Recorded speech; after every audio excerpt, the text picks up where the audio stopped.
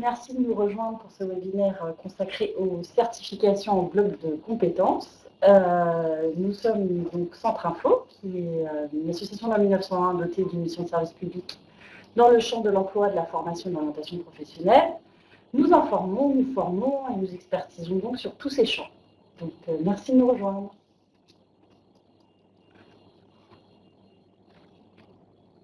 Alors Valérie va nous présenter la structuration des certifications en bloc de compétences, une nécessité.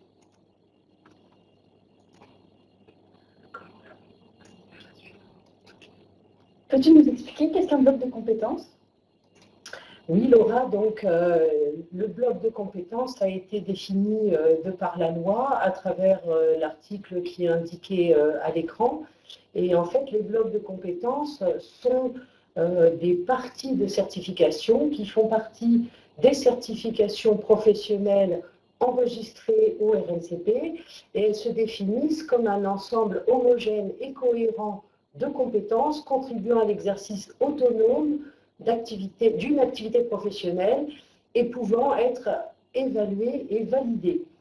Ce qui veut dire que concrètement, nous avons des certifications enregistrées au répertoire national des certifications professionnelles. Celles-ci doivent être organisées en blocs de compétences depuis le 1er janvier 2019. Ces blocs de compétences vont être naturellement, comme leur nom l'indique, des groupes de compétences. Donc, on va partir du référentiel métier pour constituer ces groupes de compétences. Et on nous dit qu'ils doivent contribuer à l'exercice autonome d'une activité professionnelle. Et ça va être pour faire le lien notamment avec leur valeur ajoutée sur le marché du travail.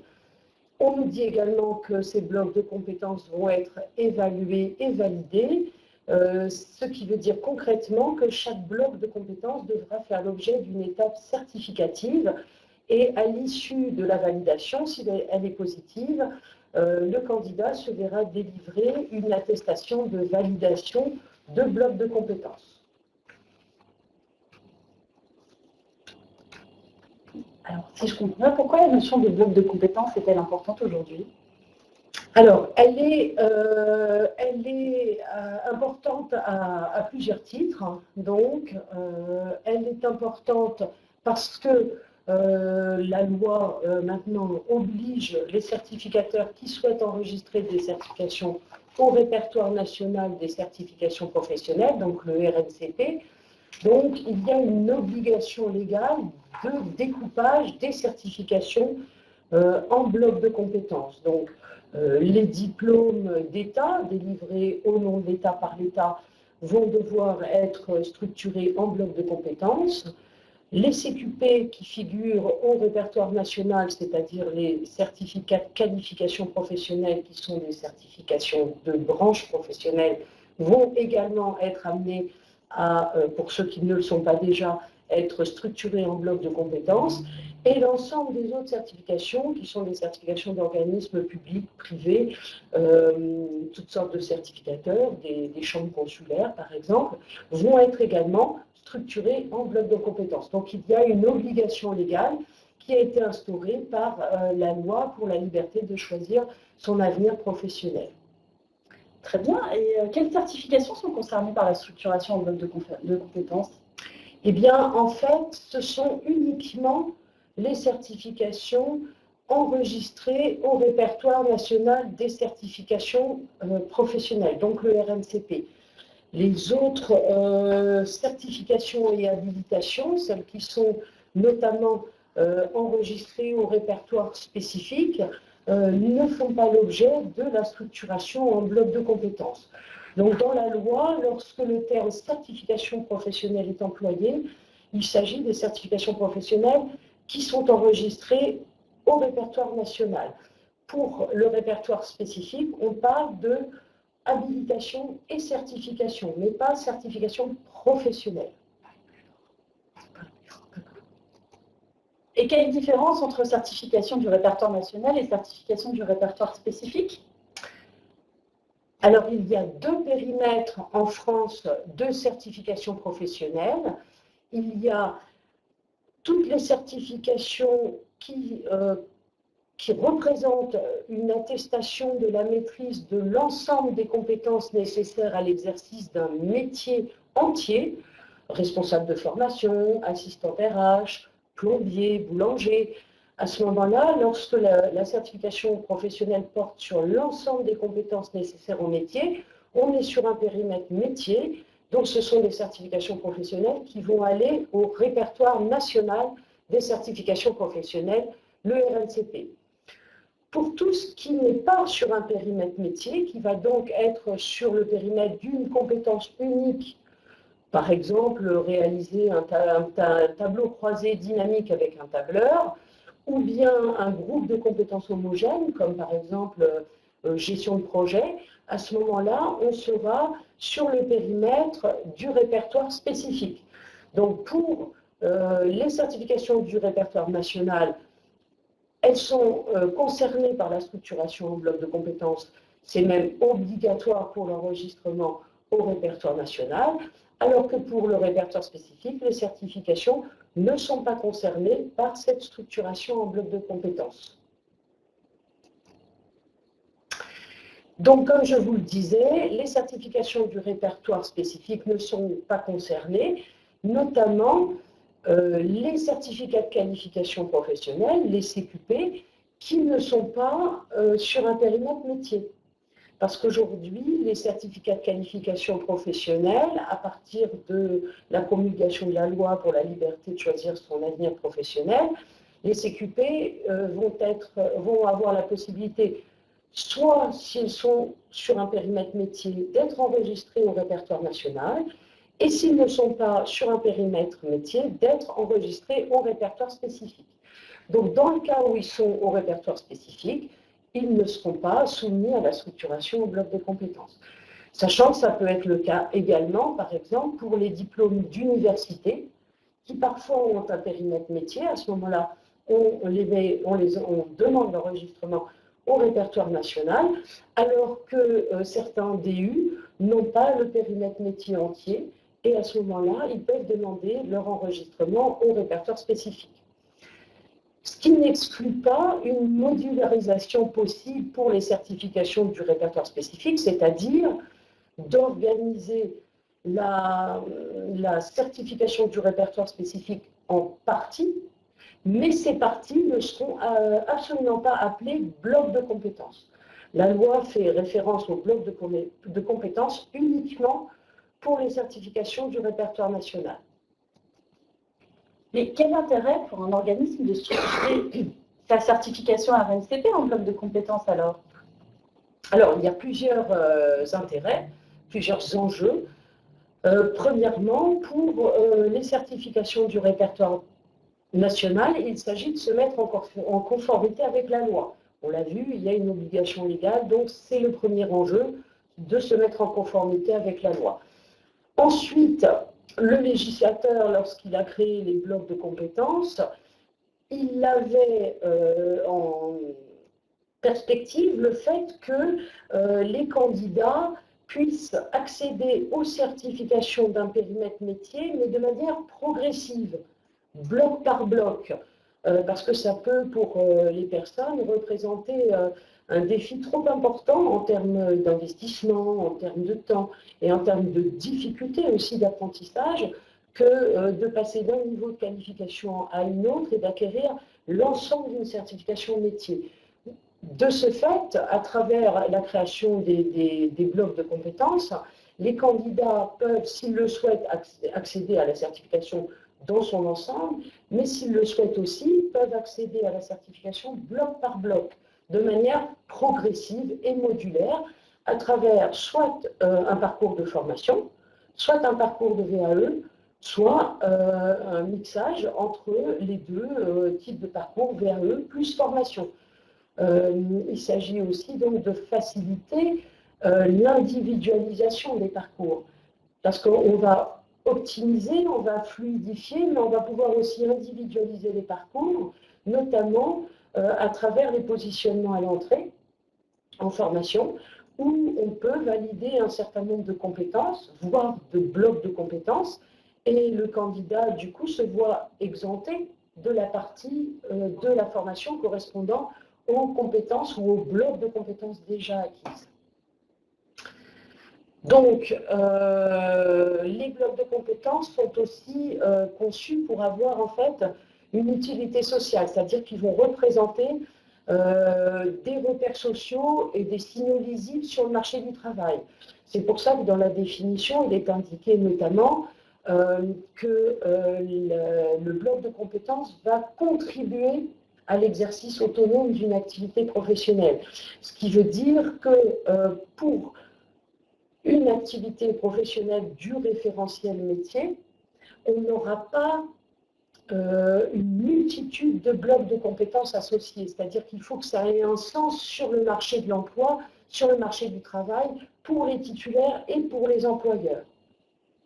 Et puis ensuite, l'idée aussi de l'obligation de cette structuration en blocs de compétences, c'est dans l'esprit du législateur aussi et dans les missions de France Compétences pour construire des passerelles et des équivalences entre le bloc de compétences d'une certification A et le bloc de compétences d'une certification B. Et puis c'est aussi, par exemple, pour construire des passerelles entre une certification complète du répertoire spécifique et un bloc de compétences d'une certification au RNCP. Par exemple, pour le bénéficiaire, s'il a fait une certification du répertoire spécifique qui a une équivalence avec un bloc de compétences d'une certification de métier, alors il a déjà franchi une étape dans l'acquisition de la qualification de métier. Donc, il y a aussi cet enjeu des équivalences et des passerelles entre les certifications pour fluidifier aussi les parcours, notamment lorsqu'on passe de certifications, par exemple, de branches professionnelles, des CQP, qui sont des certifications spécialisées dans un secteur professionnel, à des certifications plus généralistes, soit des titres professionnels du ministère de l'Emploi, par exemple, ou des certifications d'organismes privés ou consulaires. Alors, on peut avoir des blocs de compétences qui sont équivalents, et ça permettra à la personne d'avoir un parcours plus fluide et de ne pas recommencer tous les blocs qui sont communs aux différentes certifications. Et puis enfin, pour les organismes de formation qui sont aussi des organismes certificateurs, il s'agissait aussi de rendre éligible au compte personnel de formation non seulement la certification globale lorsqu'elle est enregistrée au RNCP, mais aussi chacun des blocs de compétences qui forment les parties de cette certification.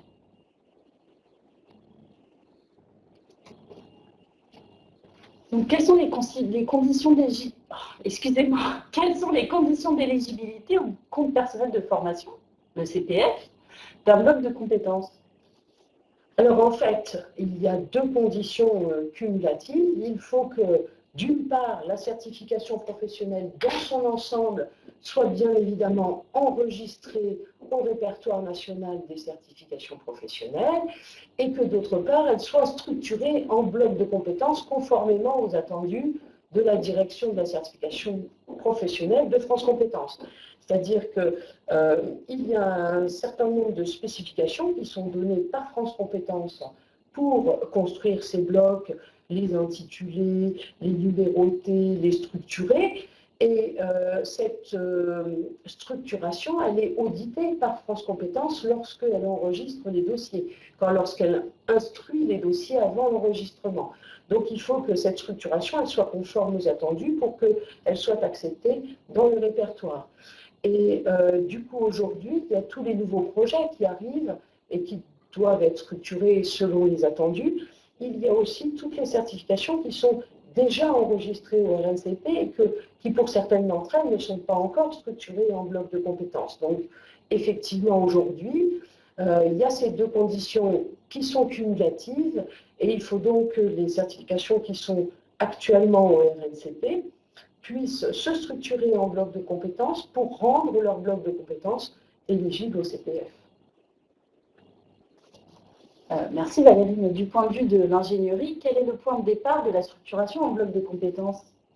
Alors, En fait, comme pour la certification dans son ensemble, tout va partir du référentiel métier.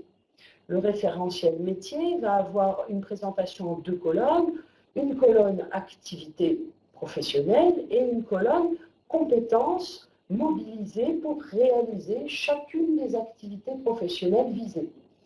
Et en fait, on va partir de cette structuration métier pour en déduire, en décliner, en structurer les blocs de compétences qui sont cohérents avec le référentiel que l'on est en train de travailler.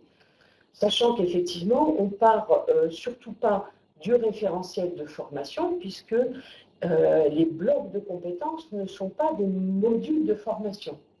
Les blocs de compétences sont composés d'un certain nombre de compétences qui sont cohérentes entre elles pour réaliser une activité professionnelle ou une partie d'activité professionnelle identifiée. Et du coup, la formation, on va la déduire après le schéma du référentiel métier et des blocs de compétences. Et donc, on ne va pas s'appuyer sur les modules de formation pour le moment. Et il ne faut surtout pas confondre les blocs de compétences et les modules de formation. Les modules de formation, ce sont les formations qui vont permettre d'acquérir toutes les ressources qui sont nécessaires aux personnes en termes de savoir, de savoir-faire, de différentes aptitudes psychiques, psychologiques, voire physiques, qui sont des ressources nécessaires pour mettre en œuvre une compétence. D'accord ? Et donc ça a toute son importance, mais ça va venir dans l'ingénierie. Là, à ce niveau-là, ça va venir après. D'accord. Alors, au niveau de la structuration des blocs de compétences, on va avoir des incontournables. On va avoir un intitulé du bloc de compétences qui, au contraire de ce qui est indiqué à l'écran, va être plutôt un substantif. Donc ça, c'est une indication qu'on a eue récemment, même très récemment de la part de France Compétences, dans la mesure où on peut davantage faire le lien avec un signal de valeur sur le marché du travail. Donc, par exemple, pilotage stratégique d'entité, ça peut paraître, donc ça rend plus cohérent par rapport aux besoins sur le marché du travail. Donc on va avoir un travail de traçabilité également à effectuer, c'est-à-dire qu'on va attribuer un numéro à chaque bloc. L'intitulé du bloc va être spécifique au bloc, c'est-à-dire qu'on ne peut pas avoir plusieurs blocs qui portent le même intitulé, sinon on ne peut pas vraiment les retrouver, pas vraiment les tracer. Quand on parle de traçabilité aussi, on parle aussi de traçabilité de la validation des blocs de compétences. Et là, je passe directement du coup au 4e point, qui est l'issue d'une étape certificative qui va se matérialiser lorsque le candidat est passé par les fourches codines de l'évaluation, va se matérialiser par un document qui va être une attestation de validation de blocs de compétences. Et ça, il va falloir que le certificateur puisse les tracer dans le temps.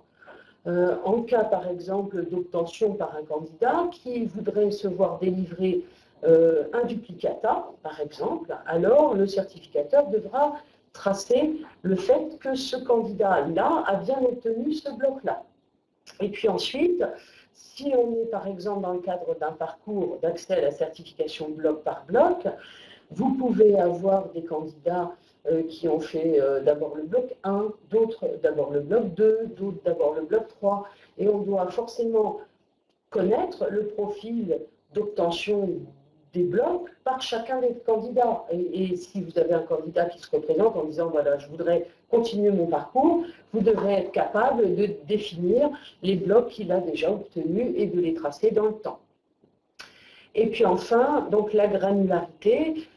Cette granularité, c'est-à-dire le choix du nombre de blocs qui vont être construits par rapport au référentiel métier, forcément, il va être ce nombre en cohérence avec le référentiel métier lui-même et aussi avec la capacité du bloc de compétences à contribuer à l'exercice autonome d'une activité professionnelle. Si j'ai une activité professionnelle et que j'ai, de manière caricaturale, 18 blocs de compétences en face, alors quel est le sens d'un bloc pris séparément pour sa contribution à l'exercice autonome d'une activité? Tu vois, c'est ça qui est un petit peu en jeu dans la granularité. Alors, la manière la plus simple de procéder, c'est d'associer un bloc de compétences, par exemple, à une activité professionnelle, et ça, rien ne nous l'interdit. Après, on peut aussi travailler plusieurs blocs de compétences contribuant à l'exercice d'une seule activité professionnelle, c'est possible aussi, mais en gardant à l'esprit la valeur de ce bloc de compétences pris séparément sur le marché du travail. Est-ce que c'est bien un signal pour le marché du travail, à la fois pour le titulaire et pour l'employeur? Alors, oui, pardon. Non. Alors, on va passer aux questions-réponses maintenant. On remercie Émilie, que vous ne voyez pas, mais qui va nous transmettre les questions qu'elle a notées soigneusement. Alors, qu'en est-il, Valérie, des diplômes d'éducation nationale ou du ministère de l'Agriculture? Alors, a priori, les diplômes de l'éducation nationale ont déjà commencé, en tout cas pour certains, à travailler leur structuration en bloc de compétences. Puisque, en fait, la possibilité de structurer sa certification en bloc de compétences était déjà ouverte par la loi de 2014. Mais ce n'était pas une obligation. Donc, certains certificateurs ont commencé le travail et du coup, effectivement, l'ensemble des diplômes de l'éducation nationale et l'ensemble des diplômes du ministère de l'Agriculture vont progressivement, avec évidemment un délai de mise en conformité, se structurer en bloc de compétences. Merci Valérie. Depuis quand alors, c'est une question à laquelle quelqu'un a répondu. Je te donne la réponse d'abord, le 1er janvier 2019. Quelle est la question? Depuis quand est-ce devenu obligatoire pour entrer au RNCP? Oui, tout à fait. Donc, c'est obligatoire pour tous les projets de demande d'enregistrement au répertoire national des certifications professionnelles à partir du 1er janvier 2019. Quelqu'un a bien répondu. Le droit du compte personnel de formation est-il soumis à la réussite de la certification? Non. C'est-à-dire que le droit à mobiliser son CPF est conditionné, dans la majorité des cas, au fait que la formation conduise bel et bien à une certification professionnelle qui soit enregistrée au répertoire national des certifications professionnelles, donc le RNCP, soit au répertoire spécifique, donc le RS. Mais le fait que le candidat réussisse ou pas la certification, l'organisme n'est pas comptable du fait de son succès. Par contre, c'est vrai qu'on peut s'interroger sur une formation qui aurait des résultats trop insuffisants dans la préparation des candidats et du coup, les candidats auraient un vraiment faible taux de réussite à la certification. On peut s'interroger se réinterroger sur la formation et ses capacités à préparer véritablement les candidats à la certification visée. Et les blocs de compétences sont-ils accessibles par la VAE? Alors, il y a effectivement une expérimentation en cours sur l'accès des blocs de compétences par la VAE. Et effectivement, à partir de la loi, les blocs de compétences peuvent être accessibles par la VAE. Sauf les certifications qui ne sont pas accessibles par la VAE. Il y en a certaines, notamment tout ce qui concerne les professions réglementées. Ce qui ne change pas par rapport... Non, il n'y a pas de changement. Doit-on découper l'ensemble de la certification en blocs sur la fiche RNCP, notamment les compétences transversales? Alors, oui, on va organiser tout le métier en blocs de compétences, mais on peut prévoir des blocs de compétences transversales. Donc ça, il n'y a aucun souci pour mettre à part, je dirais, dans un bloc particulier, les compétences qui sont transversales à l'ensemble d'une activité, des activités, pardon, du référentiel métier.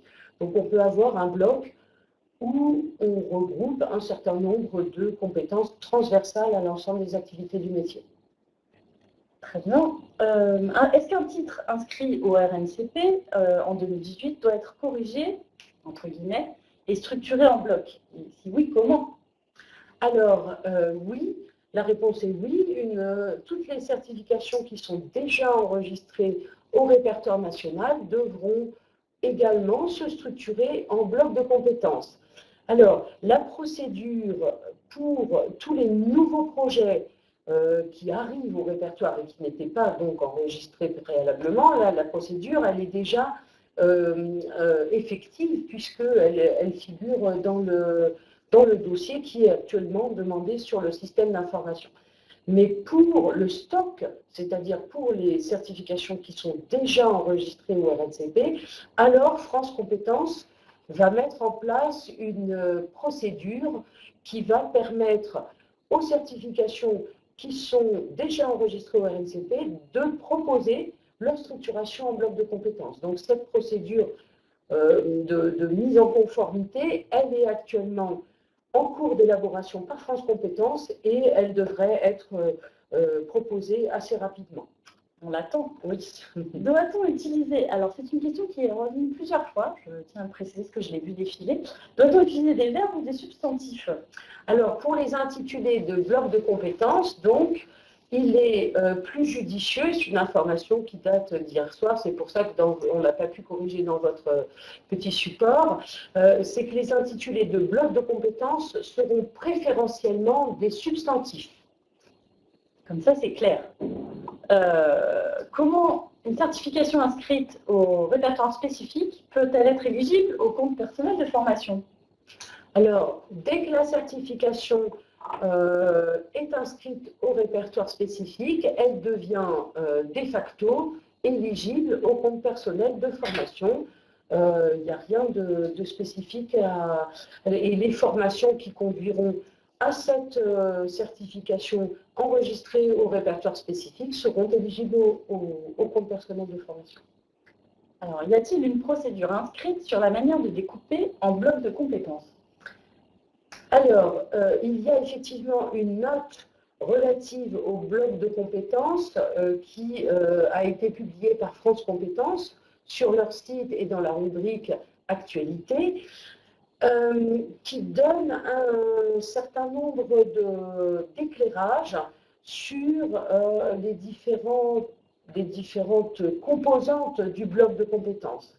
Mais ça serait un peu trop dire pour le moment que de vous dire que c'est un mode d'emploi sur disons, comme un mode opératoire pour découper vos certifications en blocs de compétences. Ce n'est pas tout à fait le cas. C'est un éclairage sur les différents éléments constitutifs des blocs de compétences. Aujourd'hui, pour l'instant, cette procédure n'existe pas véritablement. Et qui contacter pour rendre éligible une formation au compte personnel de formation? Alors, c'est-à-dire qu'on ne contacte personne, mais en fait, pour qu'une formation soit éligible au compte personnel de formation, il faut soit qu'elle conduise à une certification enregistrée au répertoire national, soit qu'elle conduise à une certification enregistrée au répertoire spécifique, soit qu'elle soit directement éligible, c'est-à-dire les bilans de compétences, les accompagnements VAE, des certifications visant les certifications enregistrées au RNCP, le permis véhicule léger et le permis poids lourd. À ce moment-là, toutes ces actions sont éligibles au CPF. Les autres ne le sont malheureusement pas, sauf pour les demandeurs d'emploi, où en fait on a un certain nombre de produits formation qui sont éligibles à travers leur sélection dans le contrat de plan régional de développement des formations et d'orientation professionnelle, donc l'appel d'offres des régions pour sélectionner des produits formation qualifiants pour leurs demandeurs d'emploi.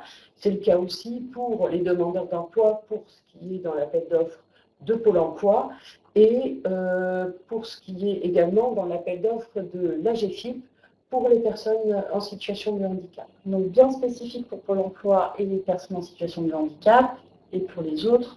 Voilà, et les régions, et les appels d'offres des régions, mais ça, ces trois corpus-là ne sont accessibles par le CPF que pour les demandeurs d'emploi. Pour les salariés, ça va être uniquement ce qui conduit à une certification RNCP, une certification répertoire spécifique, ou tous les cas, bilan de compétences, accompagnement VAE et les permis poids lourds et véhicules légers.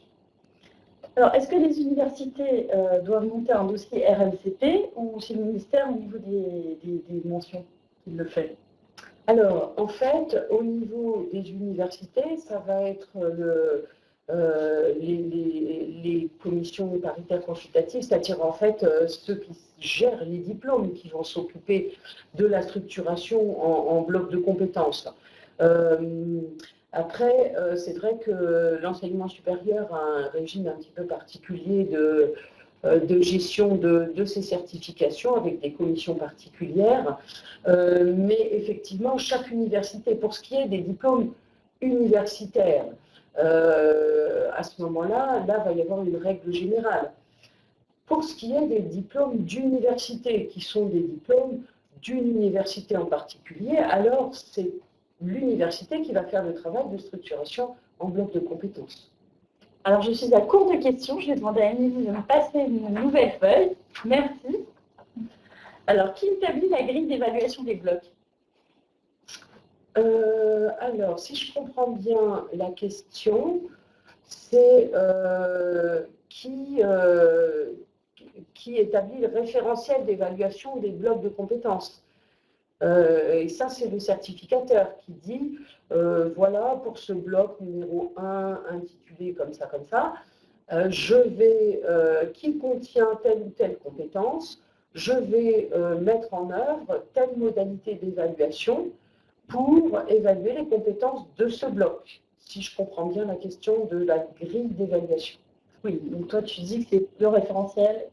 C'est le certificateur qui établit le référentiel d'évaluation de la certification dans son ensemble et de chacun des blocs. Merci pour ton éclairage. Qu'en est-il des compétences transversales? Là, on a un petit peu déjà répondu, c'est-à-dire qu'effectivement, les compétences transversales, elles arrivent en dehors des activités, puisqu'elles sont utiles à quasiment l'ensemble des activités du référentiel.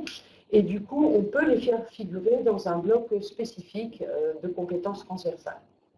Et peut-on créer des blocs de compétences disciplinaires? Alors non, là, effectivement, dans le côté disciplinaire, on entend discipline, et du coup, j'entends matière, j'entends contenu de formation. Donc, en fait, dans un bloc de compétences ne se confond pas avec un module de formation. Le module de formation prépare un candidat à mettre en œuvre les compétences qui font partie du bloc de compétences. Donc, dans un bloc de compétences, il y a des compétences. Par exemple, si je prends un exemple qui parle à tout le monde, le plombier, à ce moment-là, il aura des choses de type réparer une installation sanitaire, installer une installation sanitaire, installer une installation de chauffage, par exemple, dépanner une installation de chauffage. Tout ça sont des compétences. Donc là, c'est ce que la personne fait dans son activité professionnelle et pas comment elle peut l'acquérir grâce à la formation. Donc, on ne parle pas de discipline du tout dans les blocs de compétences. Alors, quelle est la différence entre CQP et CCP et quelle est la différence entre RNCP et CNCP? Alors, la différence entre CQP et CCP, un CQP est un certificat de qualification professionnelle, c'est-à-dire une certification délivrée par une branche professionnelle qui est l'organe composé des partenaires sociaux côté employeur et côté salarié d'un secteur professionnel.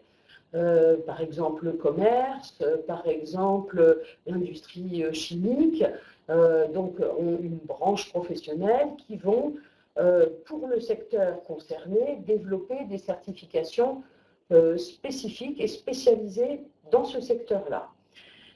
Les CCP sont des certificats de compétences professionnelles qui sont en général une partie d'une certification de type professionnel qui sont des certifications du ministère de l'Emploi.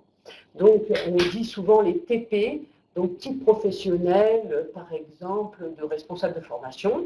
À ce moment-là, traditionnellement, le ministère de l'Emploi a déjà découpé, structuré ces certifications de longue date en blocs de compétences. Et ces blocs-là, ils les appellent des CCP, certificats de compétences professionnelles. Et la différence entre le RNCP, qui est le répertoire national des certifications professionnelles, qui perdure aujourd'hui, et la CNCP, qui était la Commission nationale de la certification professionnelle, eh bien, la Commission nationale de la certification professionnelle, donc la CNCP, était l'organe qui gérait jusqu'à présent le répertoire national des certifications professionnelles et l'inventaire. Depuis la loi Avenir professionnel, c'est une nouvelle commission qui a remplacé la Commission nationale, la CNCP. Maintenant, c'est une commission certification professionnelle de France Compétences qui gère, là, à partir du 1er janvier 2019, à la fois le RNCP qui est resté RNCP et le répertoire spécifique qui a remplacé l'inventaire. Très bien. Quel délai de réponse de France Compétences suite à une demande de dépôt? Environ 4 mois. Alors, connaissez-vous la liste? La liste. Alors voilà, nous ne savons pas de quelle liste nous parlons. La liste des métiers émergents. Alors, la liste des métiers émergents est en cours de constitution par un comité scientifique et en cours de constitution également. Aujourd'hui, certaines nouvelles sont parues sur la constitution du comité scientifique. Et c'est le comité scientifique qui devrait fournir la liste des métiers émergents ou en tension qui devrait sortir normalement d'ici l'été. Est-ce que ça a à voir avec les besoins en main-d'œuvre et la qualification? Oui, c'est-à-dire qu'en fait, c'est une liste de métiers qui, de par la nature de ces besoins, soit très importants, soit particulièrement difficiles à trouver, vont faire l'objet d'un enregistrement potentiel sur demande au répertoire national des certifications professionnelles, mais sans avoir besoin de fournir les promotions et supports qui sont demandés lors d'un enregistrement. Cela dit, ils les fourniront plus tard. Mais dans un premier temps, comme il y a de gros besoins sur ces métiers-là, ou qu'on a particulièrement du mal à trouver des personnes qualifiées, alors les organismes qui souhaiteraient enregistrer des certifications au répertoire pourraient avoir le bénéfice de ne pas fournir au démarrage les promotions et d'être enregistrés pour une courte durée dans un premier temps, jusqu'à temps qu'ils fournissent les promotions considérées. Est-ce qu'une même formation peut être considérée comme plusieurs blocs de compétences? Alors, est-ce qu'une formation peut conduire à plusieurs blocs de compétences? Parce qu'une formation, en aucun cas, ne va être considérée comme un bloc de compétences ou comme plusieurs blocs de compétences. Donc, une formation va conduire à développer chez un candidat les compétences qui figurent dans un bloc de compétences. Donc, la question, elle est un petit peu à double tranchant. Donc, la formation n'est pas considérée comme un bloc de compétences, bien évidemment. Par contre, une formation peut conduire à un ou plusieurs blocs de compétences, même si après, la formation dans son ensemble, elle devrait être structurée pour pouvoir conduire à un seul bloc. Parce qu'en termes d'éligibilité au CPF, on ne va pas prendre l'ensemble de la formation qui conduit à plusieurs blocs pour le rendre éligible juste à la personne qui veut le bloc 1, par exemple. Ça serait pas logique. Alors, est-ce au certificateur de fournir les évaluations intermédiaires des blocs? Oui, bien sûr. C'est-à-dire que c'est le certificateur qui évalue, qui doit en plus prévoir des modalités d'évaluation pour chacun de ces blocs. Et donc, ça, c'est une contrainte complémentaire aussi pour les certificateurs. C'est-à-dire quand un candidat accède à la certification dans son ensemble, le certificateur peut avoir conçu des modalités très transversales à l'ensemble des compétences et l'ensemble des blocs de compétences. Mais si un candidat se présente dans un parcours bloc par bloc, le certificateur a une obligation d'avoir conçu des évaluations spécifiques pour chaque bloc de compétences. Est-ce que vous pouvez, Valérie, nous donner un exemple concret de bloc? Alors, un exemple concret de bloc, par exemple, si j'avais un métier d'infirmier anesthésiste et que j'ai un certain nombre d'activités et un certain nombre de compétences dans le référentiel métier, alors je pourrais avoir un bloc de compétences qui s'appellerait préparation d'un site d'anesthésie. Je pourrais avoir un deuxième bloc qui dirait contrôle du site d'anesthésie. D'accord? Et donc, c'est au regard de, par exemple, si je prends un exemple de fictif, tout ça est fictif, parce que le métier d'infirmier anesthésiste n'est pas pour l'instant structuré en bloc de compétences à ce jour. Le métier, par exemple, de jardinier à domicile, on pourrait très bien avoir un bloc de compétences qui s'appellerait taille de haies et d'arbustes. On pourrait avoir un bloc de compétences qui s'appellerait entretien d'espaces fleuris. Donc tout ça est très différent. Et les compétences qui sont à l'intérieur de ces blocs sont quand même spécifiques du bloc de compétences visé. Donc si je comprends bien, ces blocs sont toujours liés à l'activité. Absolument, au référentiel d'activité et au référentiel métier. Encore quelques petites questions avant de terminer notre webinaire. Oui, alors quel délai pour reprendre les certifications déjà enregistrées au RNCP et les découper en blocs? Alors pour l'instant, le délai n'est pas indiqué. Sachant que la procédure n'est pas non plus effective aujourd'hui pour ceux qui sont déjà dans le stock enregistré au RNCP. Donc là, j'aurais tendance à dire pas de panique, il va y avoir le temps quand même de se mettre en conformité et je pense que si ça pouvait être fait d'ici la fin de l'année, ça pourrait être intéressant. Après, il y a des certificateurs qui ont énormément de certifications à traiter. Et là, je pense que pour les grands certificateurs, ça peut être aussi l'objet de discussions avec France Compétences. Oui, beaucoup de questions sur la durée, les délais, la validité, notamment quelle est la durée de validité d'un bloc de compétences? Alors, ça, c'est une question intéressante parce que, en fait, la durée de validité d'un bloc de compétences, pour l'individu qui l'a acquis, il est acquis à vie. C'est-à-dire que la valeur de ce que j'ai acquis sur le marché du travail sera reconnue et pourra continuer à être reconnue. Par exemple, moi, j'ai le siècle dernier obtenu un DESS qui n'existe plus aujourd'hui. Aujourd'hui, on parle de Master 2.